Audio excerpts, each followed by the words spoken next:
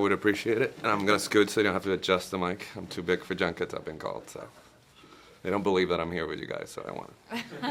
Juan, could you do the ID first? Yes, Juan Fernandez Paris, Puerto Rico, Guapa TV. What was it? Can you lean back a little bit? Lean back.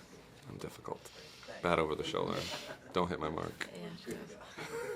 All right, so I was reading the production notes, and it struck me that you said that you would do anything for Tim Burton. I wonder if that was sort of an appreciation of his work that you've seen, or how did he gain that trust with you as an actor-director relationship?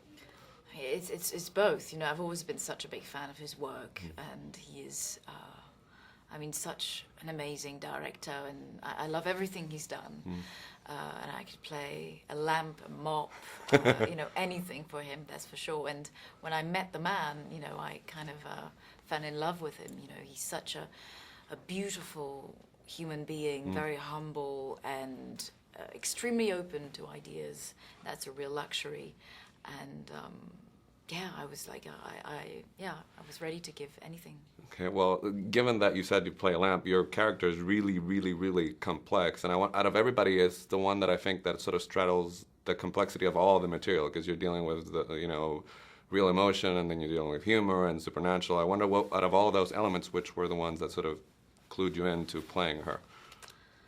God, she is so complex, and so is the movie. That's why I find it interesting. I don't know. I mean, I try to bring her as much humanity as possible, because evil characters, just for the sake of being evil, are not interesting. So the fact that she's driven by revenge and by love, she's would do anything for Barnabas. She wants to get him. She's absolutely, obsessed by this guy.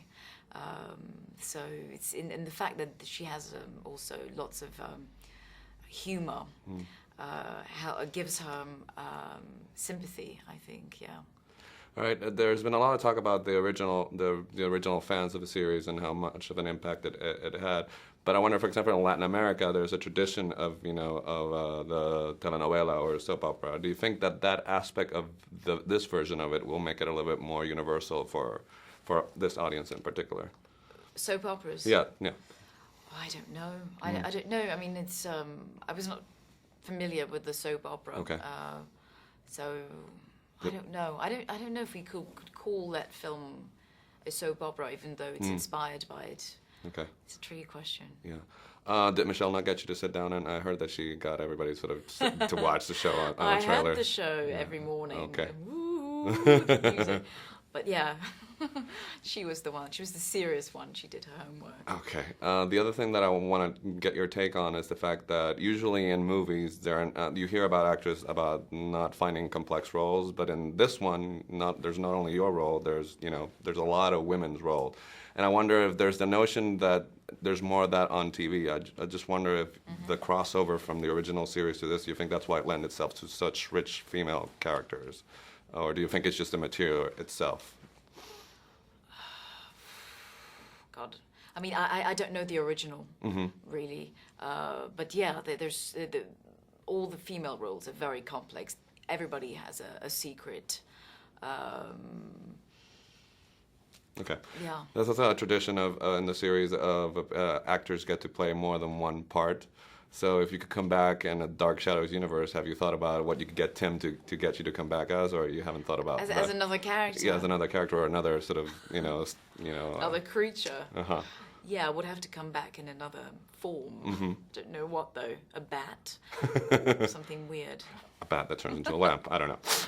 The other thing is, talk about a little bit about the humor, because, I mean, both of you and Johnny are very invested in those scenes, but I wonder if ever, was it hard keeping a straight face? Because the relationship's really funny and dynamic, so I wonder, you could talk about working with Johnny on those scenes.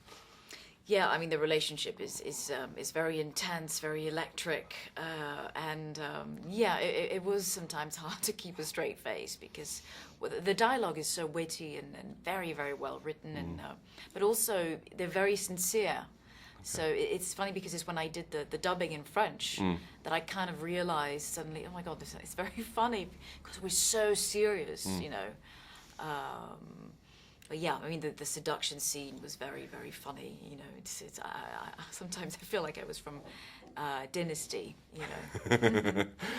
Any suggestion that you thought, oh, Tim is not going to go for that, and then suddenly you talked to him about it, and you were surprised to find out that was the direction that you were willing to go with the character. Anything in particular? Yeah, we worked really as a team, and that was an amazing luxury. It was wonderful on everything we talked about before, you know. So, yeah.